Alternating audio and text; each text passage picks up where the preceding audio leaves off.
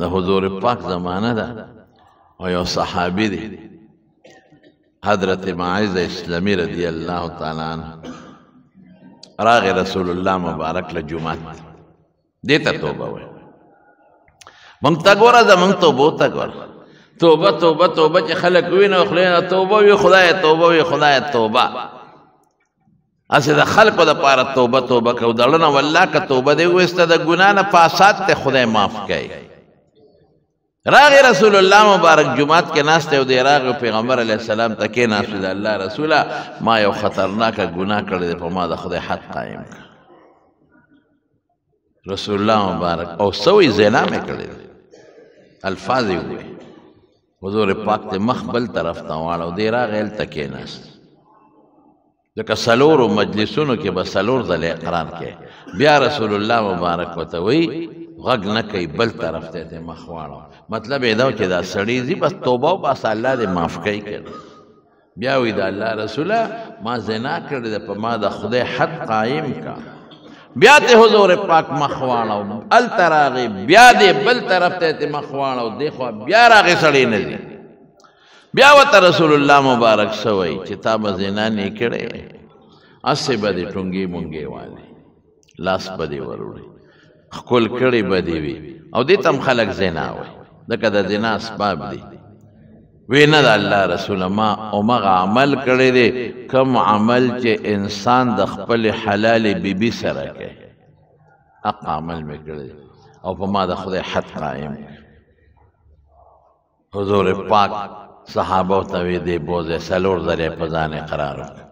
او هېڅ شبهه پکې نشته چې کومې شبهې وی هغه ختمې شو دې سنګسار کې چې کوم انسان واده کړی وي تپوس یې ته وکړه حضور پاک واده دې کړی دی وی یو وی لاړ شی دې سنګسار کې بویې ته د مدینې منورې نه بار کاڼیزه ځمکه کې او صحابه په کاڼو وویشته چې کوم وخت کې په کاڼو ویشته نو مرګ خو ډېر سخت شی دی او بیا چې په کاڼو سړی ولې نو د منډې کړې وتښتېد د حضرت عمر خوا کې راغی نو هلته د اوښ د جامې یو هډوکی پروت و حضرت عمر هغه هډوکي اوچت که او په دا سر یې وویشته او خیره یې ورته وکړه خدای دې داسې داسې کا که تا دا زنا نه وکړې نو نن به مونږ د وینو نو ککړ شوې په مونږ دې وینې راوغورځولې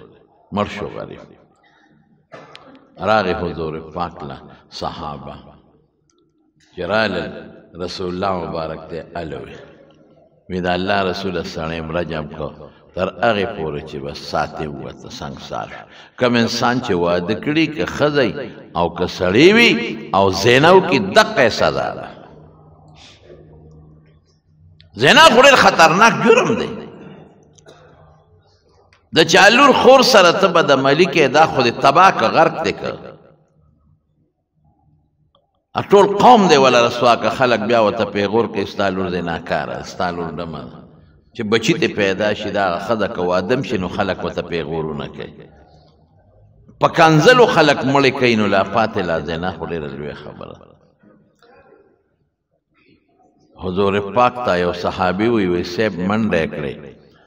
نو عمر ورته خیرې وکړې او په یو هډوکي د اوښ په جامې په هډوکي وویشته او خیره یې ورته وکړه رسول الله مبارک حضرت عمر ته غوسه شو وی عمره دا دې څه کړي دي بد دې وکړل چې خیره دې ورته وکړله الله اکبر لقد تاب توبة وی داسې توبه دې ماعز وویسته داسې توبه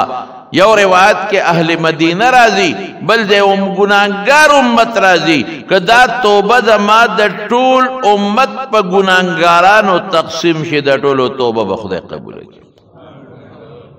څه دې خیال دی په هغه انسان چې په خپل نفس یې سخا وکړه او راغی وی چې ما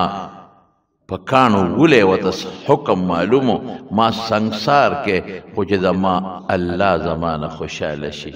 ما خپل رب خفه کړی دی چې زما رب خفګان ختم شي او زما الله زما نه خوشحاله شي